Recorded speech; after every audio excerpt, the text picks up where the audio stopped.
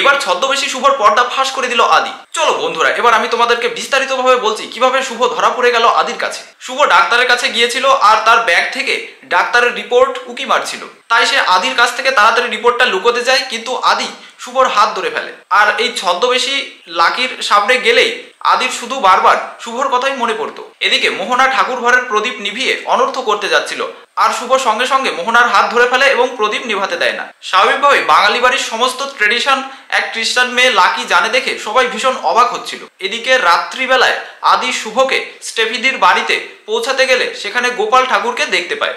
স্বাভাবিকভাবেই তার মনে প্রবল সন্দেহ জাগে। তখন শুভ সবকিছু ম্যানেজ করার জন্য বলে যে তার আসল বাড়ি মায়াপুরে, আর সেখানে এক মেলায় গোপাল ঠাকুরকে দেখে তার ভালো লেগেছিল, তাই সে কিনে রেখেছিল। এদিকে হঠাৎ করে একটা বোর্ডে চোখ যায় আদির, আর সেখানে শুভ সবকিছু বিস্তারিতভাবে লিখে রেখেছিল। সমস্ত পর্দা যাতে ফাঁস না হয়ে যায় সেই জন্য শুভ তাড়াতাড়ি আদির নজর অন্যদিকে ঘুরিয়ে দেয় আর বলে যে স্যার এবার আপনি আসুন। তো বন্ধুরা, শুভ এবং আদির মধ্যে এই চোর পুলিশের খেলা কতদিন চলবে তা জানার জন্য চোখ রাখুন স্টার জলসার পর্দায়।